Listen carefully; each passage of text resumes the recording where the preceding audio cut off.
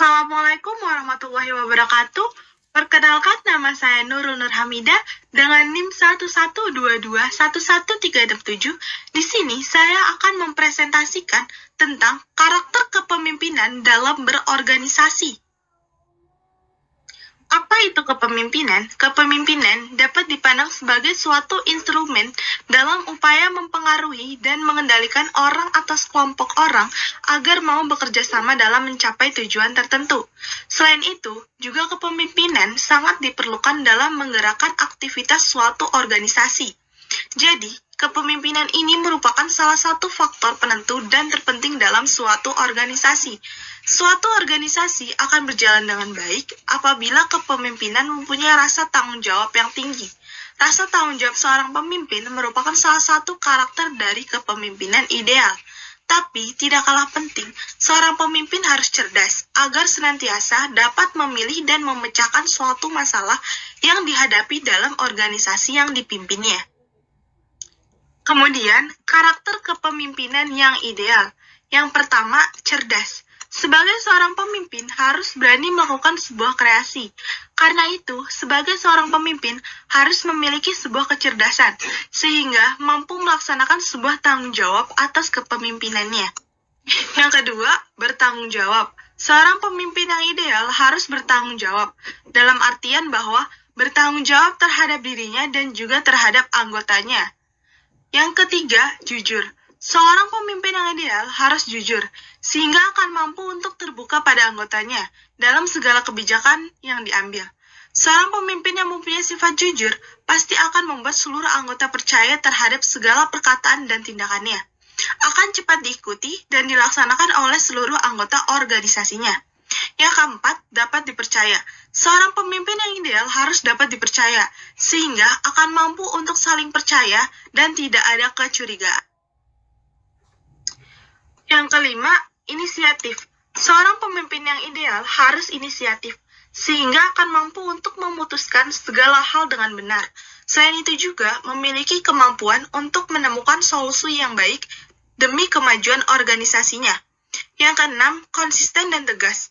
Konsisten dalam artian bahwa seorang pemimpin akan mampu menjalankan setiap aturan dan kebijakan, sedangkan tegas yang dalam artian bahwa seorang pemimpin tidak membebaskan anggotanya, namun juga tidak mengekang anggotanya. Yang ketujuh, adil. Seorang pemimpin yang ideal harus berbuat adil, sehingga mampu untuk mempertahankan anggotanya. Dengan perlakuan yang sama sesuai dengan tugas dan bidangnya, masing-masing. Begitu juga seorang pemimpin tidak memihak pada salah satu anggota melainkan semua anggota.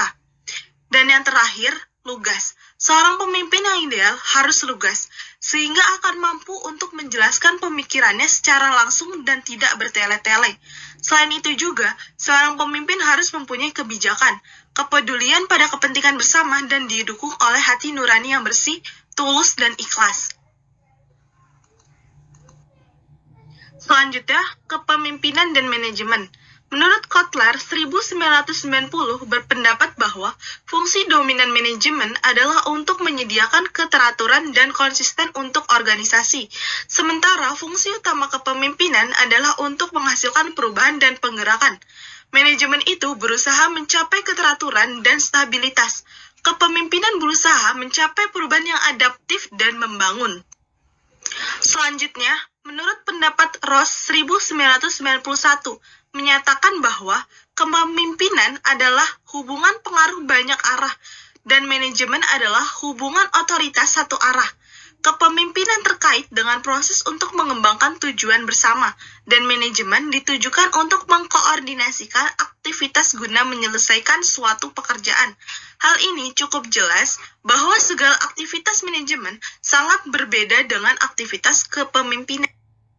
Kemudian, manajemen kepemimpinan.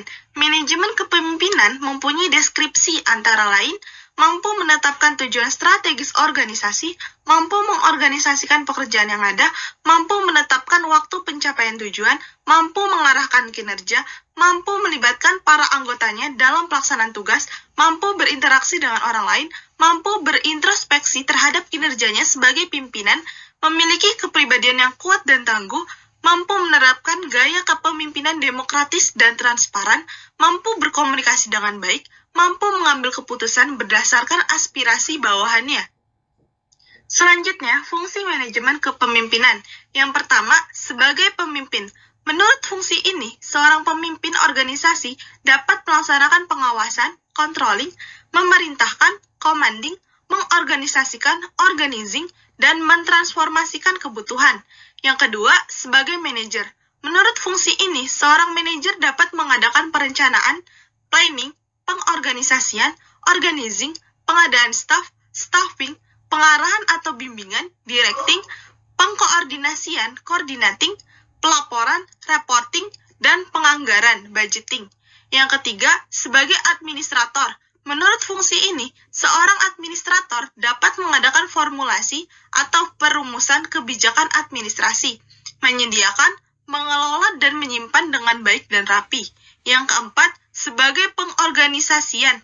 Menurut fungsi ini, yakni mengatur tugas, wewenang dan tanggung jawab, serta sumber daya. Organisasi. Struktur organisasi yang efektif yaitu 1. Pembagian kerja. Dalam setiap organisasi, setiap anggota mempunyai bidang tugas masing-masing sesuai dengan tupoksinya. Pembagian kerja akan sesuai dengan struktur organisasinya. Setiap orang akan ditempatkan pada bidang sesuai dengan keahliannya.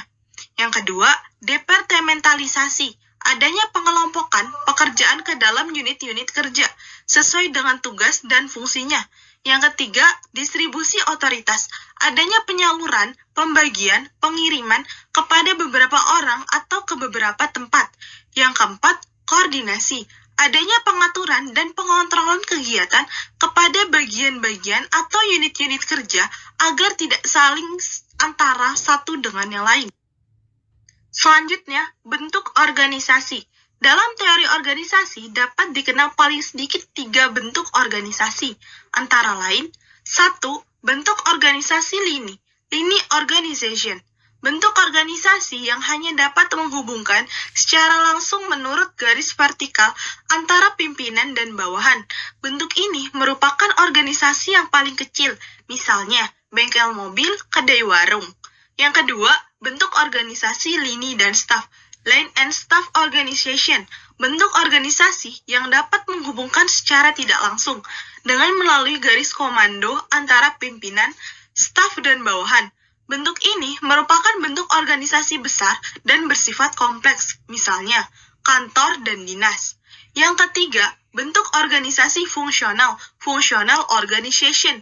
Bentuk organisasi yang berdasarkan sifat dan macam pekerjaan yang harus dilakukan sesuai dengan bidang keahlian ataupun spesialisasi. Bentuk ini merupakan bentuk organisasi besar dan bersifat kompleks, misalnya lembaga, kementerian, perusahaan, penerbitan buku, dan lain-lain. Dan yang terakhir, kesimpulan. Dapat disimpulkan, karakter akan memungkinkan untuk timbulnya kepercayaan, sedangkan kepercayaan itu memungkinkan akan tampilnya kepemimpinan. Kepemimpinan dapat dipandang sebagai suatu instrumen dalam upaya mempengaruhi dan mengendalikan orang atau sekelompok orang agar mau bekerja sama dalam mencapai tujuan tertentu. Terdapat 8 karakter kepemimpinan ideal, yaitu cerdas, bertanggung jawab, jujur, dapat dipercaya, inisiatif, konsisten, tegas, dan lugas. Dalam menjalankan prosesnya, kepemimpinan itu serupa dengan manajemen dalam segala hal. Namun, di sisi lain, ada juga perbedaan dengan manajemen. Dalam hal serupa, proses kepemimpinan mencakup kerjasama dengan orang lain. Begitu juga dengan manajemen. Selain itu, kepemimpinan peduli akan pencapaian tujuan yang efektif. Demikian juga dengan manajemen. Umumnya, banyak fungsi manajemen, yaitu aktivitas yang konsisten dengan definisi kepemimpinan. Sekian presentasi dari saya, kurang lebihnya mohon maaf. Wassalamualaikum warahmatullahi wabarakatuh.